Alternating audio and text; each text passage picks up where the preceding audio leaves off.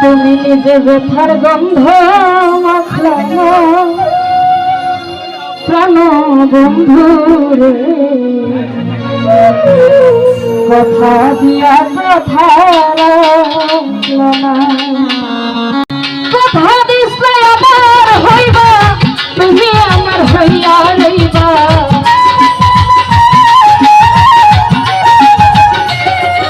তুমি কথা দিছিলে আমার হইবা, তুমি আমার হইয়া রইবা। সেই তুমি আমার হইলা কেন বন্ধু রে,